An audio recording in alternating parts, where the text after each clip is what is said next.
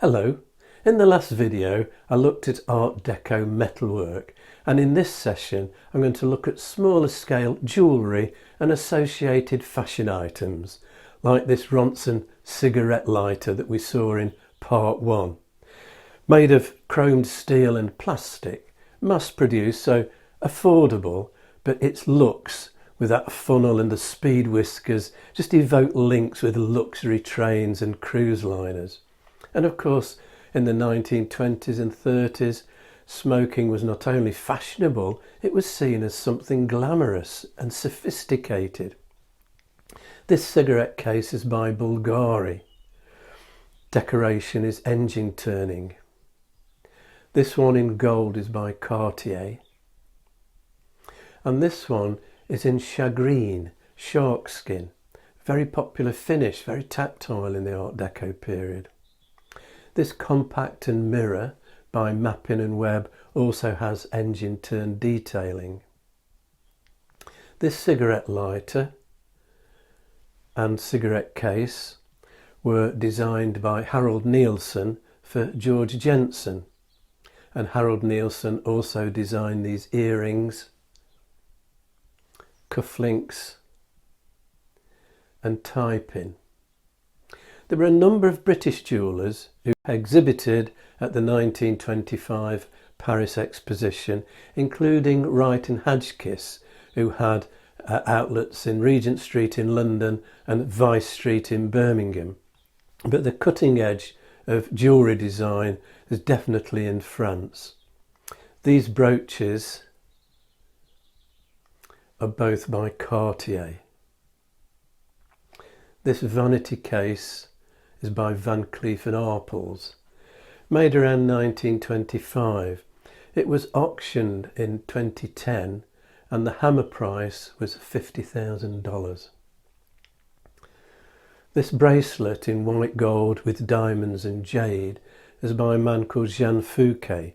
Now his father, Georges, was the president of the jewellery group at the 1925 Paris Exposition. And this bracelet by his son Jean, white gold, platinum, black enamel, diamonds and aquamarine. Raymond Templier, Parisian-based jeweller, designed very much on geometric lines. This is his bracelet, silver with diamonds and onyx, and it comes with a detachable brooch.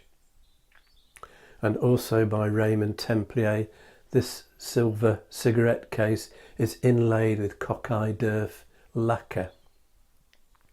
Very popular jewellery store was La Cloche Frere, and they'd started in Paris in the 1890s, and they came from quite an entrepreneurial family. There were two other brothers and two other sisters in business in France, and another brother separately in business in Madrid. Really popular in the 1920s, and then surprisingly, almost at the height of their fame, became bankrupt in 1931. This is one of their bracelets based on ancient Egyptian motifs, and this is another of their bracelets, and one of their designs for a vanity case. This is in enamel and amber, and this vanity case gold and sapphires.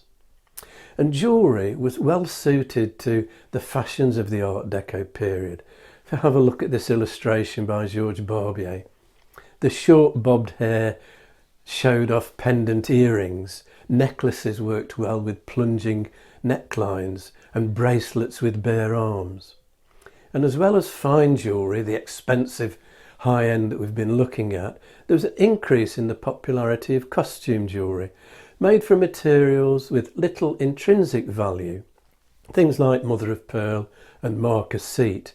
And René Lalique, amongst others, introduced previously unfashionable semi-precious stones into jewellery, things like turquoise, tourmaline, rock crystal, coral, onyx, and then we also have enamel finishes.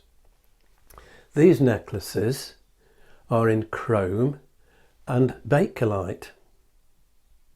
And there was a synthetic material called galalith, and the name comes from the Greek gala for milk and lith for stone, and it was made by combining casein and formaldehyde. These necklaces are both in galalith, and they're by French designer Auguste Bonaz.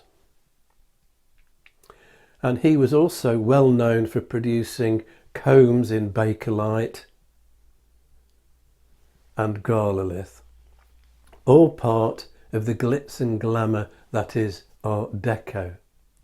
Now in the next video I'm going to look at textiles.